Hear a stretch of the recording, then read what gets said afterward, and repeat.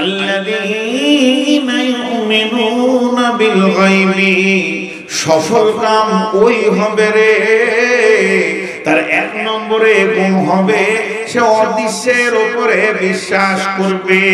আল্লাহকে দেখলো না, বিশ্বাস করলো, আর কিয়ামত দেখলো না, বিশ্বাস করলো, ফেরেশতা দেখলো না, বিশ্বাস করলো, জান্নাত দেখলো না, বিশ্বাস করলো, জাহান্নাম দেখলো না, বিশ্বাস করলো, কবরে আযাব দেখলো না, বিশ্বাস করলো।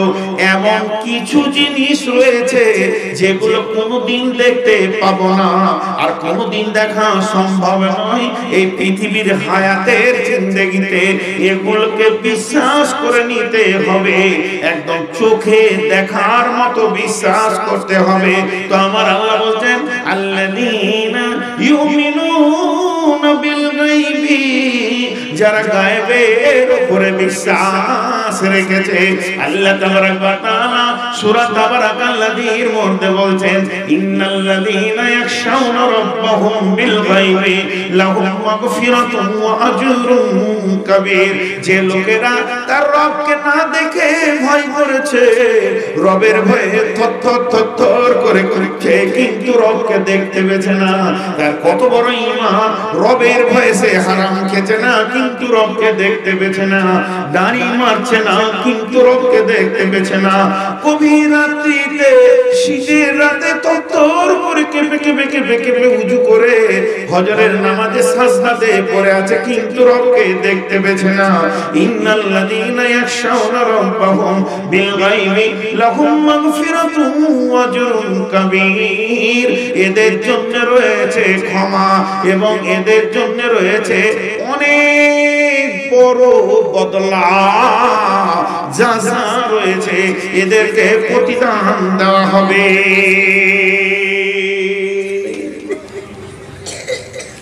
এই লোকগুলো উঠছে, ওরা কি দিয়ে আসে, যান যান যান যান। আর লোক যখন উঠে তখন বক্তার দিলে কি রিয়াকশন হয়, আপনি যদি বক্তা হতেন তো বুঝতেন। বাঁঝাকে ছেলের মর্ম বোঝানো যাবে না।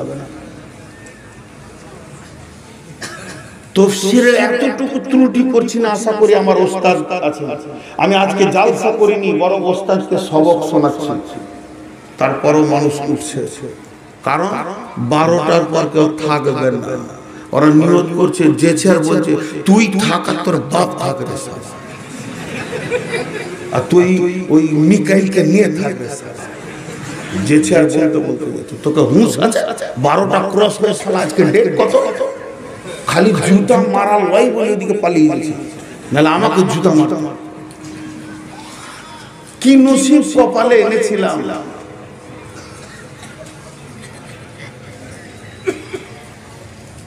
যখন লোক উঠে, ভাই আপনাদের বিরক্ত লাগছে? এক ধার থেকে তাফসীর করছি আমি, আপনারা আমার সঙ্গে মুখ খুলেন, জোরে মুখে বলবেন আল্লাহ আছে না নাই? জাহান্নাম সত্য না মিথ্যা? পুলসেরাত আছে না নাই? কবরের আযাব সত্য না মিথ্যা? আর কিয়ামতের মাঠে দাঁড়িপাল্লায় ওজন হবে না হবে না? হজ কাউসারের পানি আছে না নাই? ফেরেশতা আছে না নাই?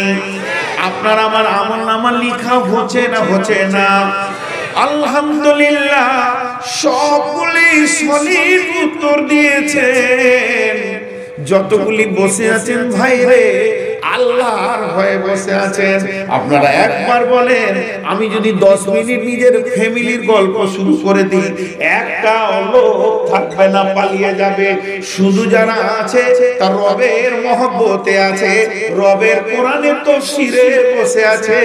তাই আমার আল্লাহ বলছেন ইন্নাল্লাযীনা ইয়াখশাউনা রাব্বাহুম বিল গায়বি লাহুম মাগফিরাতুন ওয়া আজরুন কাবীর।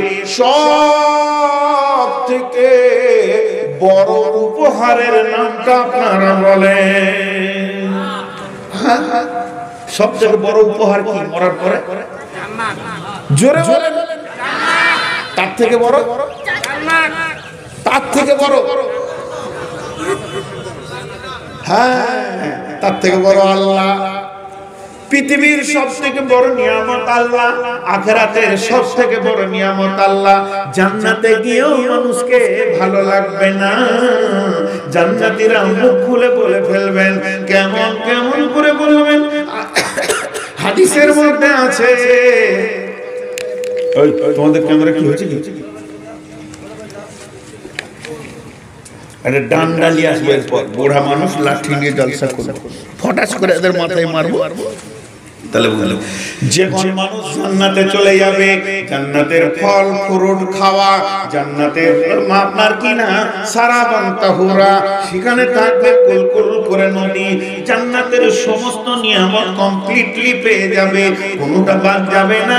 এই অবস্থায় রব জিজ্ঞেস করবে, হে আমার জান্নাতি মেহমান, আমার জান্নাতের ভিতরে কোন ত্রুটি পেয়েছো কি? তোমাদের কিছু অভাব করেছে কি?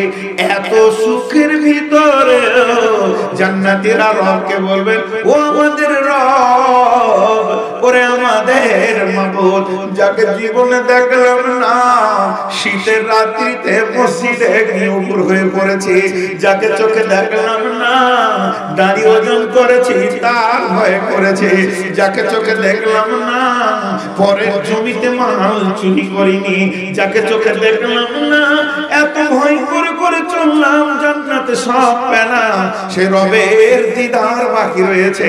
এই রবের দিদারটাই হলো আজরুন কবীর, সব থেকে বড় উপহার। অতএব যারা সফল কাম হতে চাইবে, তাদের এক নম্বরে গুণ হবে কি? আল্লাযীনা ইউমিনুনা বিল গায়বি। রব্বুল আলামিনের নবী মুহাম্মদ রাসূলুল্লাহ সাল্লাল্লাহু আলাইহি ওয়াসাল্লাম হযরত হারিস রাদিয়াল্লাহু তাআলা আনহুকে ডাকলেন, ডেকে বললেন, হারিস রে, তোমার ঈমানের খবর বলো।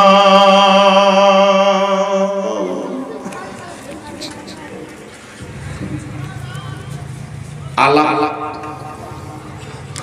আলা বুঝেন? আলা, আরে হ্যাঁ না বলেন, আমাকে হয়তো বললেন একটু আলাপ করবো।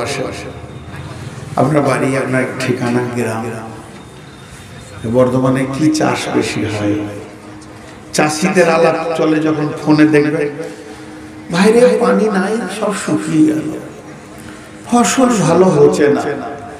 ব্যবসাদারদের আলাপ যখন চলে তখন শুনবেন, এদিকে মার্কেট ভালো নাই, এদিকে মার্কেটটা ভালোই চলছে, তবে দেখা যাক কি হয়, এই লকডাউনে সব শেষ হয়ে গেল।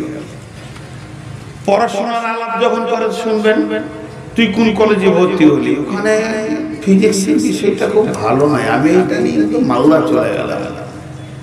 এগুলোকে বলে আলাপ। আপনি জঙ্গিপুর গেছেন, আপনার স্টুডেন্ট লাইফে এক বন্ধু ছিল, ওই মোরানোই বাড়ি,